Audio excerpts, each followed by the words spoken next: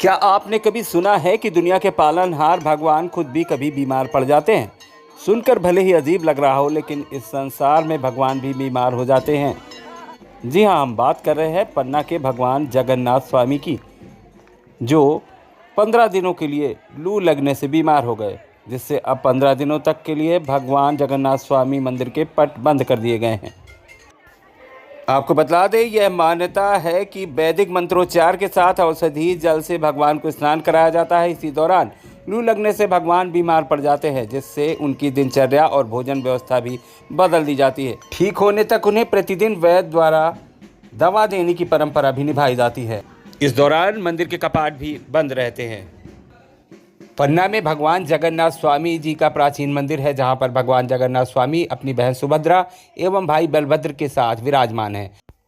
मंदिरों की नगरी पन्ना में भगवान जगन्नाथ स्वामी जी मंदिर में रथ यात्रा का कार्यक्रम बड़ी धूमधाम हर्षोल्लास के साथ 175 वर्षों से भी पहले से मनाने की परंपरा चली आ रही है। लेकिन रथ यात्रा के पहले भगवान को लू लग जाने के कारण वो बीमार हो जाते हैं।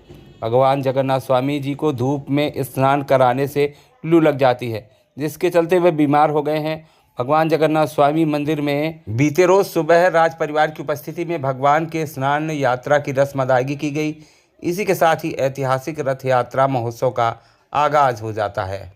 बीमार हुए भगवान को ठीक करने के लिए भक्त प्रार्थना भी करते हैं। सबसे पहले भगवान को मंदिर के गर्भगृह से बाहर लाया जाता है।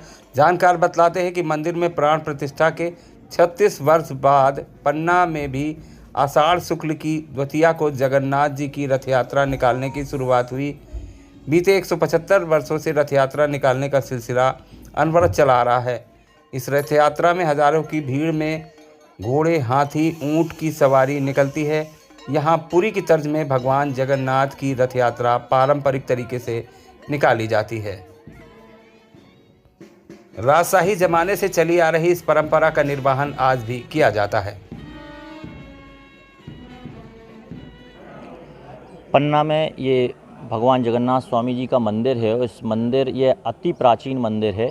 यहाँ पर आज स्नान यात्रा का कार्यक्रम है।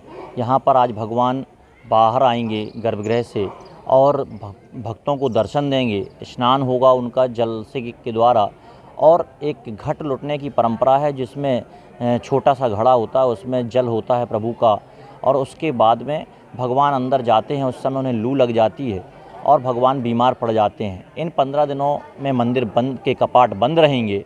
15 दिन पश्चात वह स्वस्थ होंगे, तब उनको प्रसादी होगी और वो उन्हें भोग चढ़ेगा, जिसमें दाल, चावल, कड़ी, भात, बड़ा, ये सभी चीज़ें रहेंगी। उसके पश्चात में अगले दिन 7 तारीख को रथ यात्रा का कार्यक्रम है। इसके साथ कैसे उनकी इस 15 दिन के दौरान भगवान को औषधियों को दिया जाता है। साथ ही साथ उनके जो एक बीमार व्यक्ति के लिए जो औषधियाँ तैयार की जाती हैं, जिस प्रकार से उन्हें रखा जाता है, ठीक उसी प्रकार से भगवान भी विभिन्न प्रकार के जो हमारे फल हैं उनका और जो ड्राई फूड है उनको प्रसाद लगता है। और साथ ही साथ में जिस प्रकार से औषधियाँ बनाई जाती थीं पूर्व के समय में वैद्य बनाया करते थे, उसी परंपरा के अनुसार भगवान का 15 दिन तक इलाज चलता है।